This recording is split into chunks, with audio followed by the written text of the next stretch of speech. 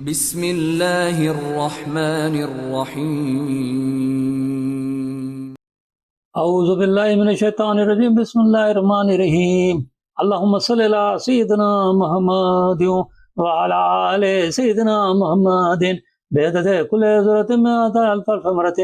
آج کا میرا موضوع ہمارے پیارے نبی صلی اللہ علیہ وآلہ وسلم نے عذاب بھی دیکھا جو کافروں پر ہوا، پھر یہ بھی فرمایا مردے بھی ویسے سنتے ہیں جیسے زندہ انسان۔ یہ بخاری شریف کی حدیث بیان کر رہا ہوں، جلد نمبر 2 میں صفحہ نمبر 501 ہے، حدیث نمبر 1154 ہے۔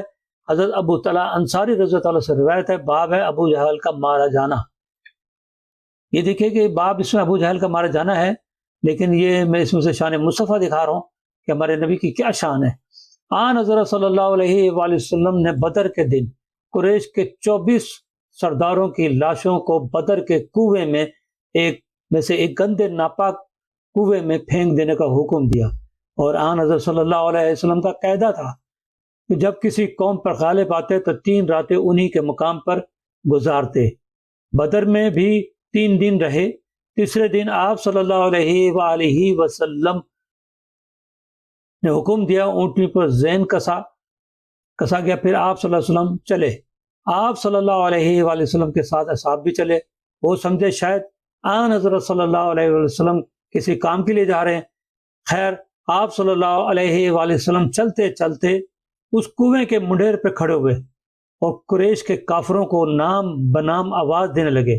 ان کا نام لیتے، ان کے گناہوں کو فرماتے، فلانے فلانے کے بیٹے، فلانے فلانے کے بیٹے، اب تم کو یہ اچھا لگتا ہے کہ تم اللہ اس کے رسول کا فرمان مان لیتے؟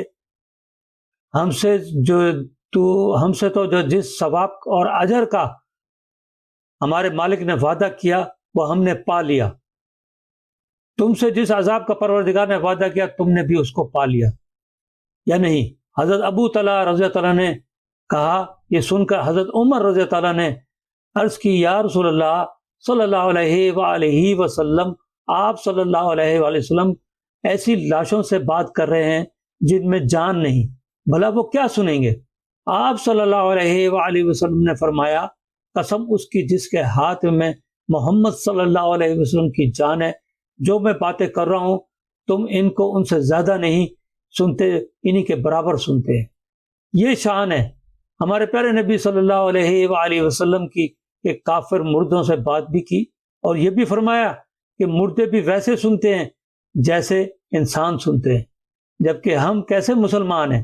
انسان تو انسان ہمارے پیارے نبی صلی اللہ علیہ وآلہ وسلم کو نعوذ باللہ حاضر ناظر نہیں مانتے، جبکہ قرآن مجید میں سورہ احزاب پارہ نمبر 22 آیت نمبر 45 میں اللہ تعالیٰ فرماتا ہے، بے شک ہم نے آپ کو بھیجا حاضر ناظر اور خوشخبری دینا اور ڈر سنانے والا۔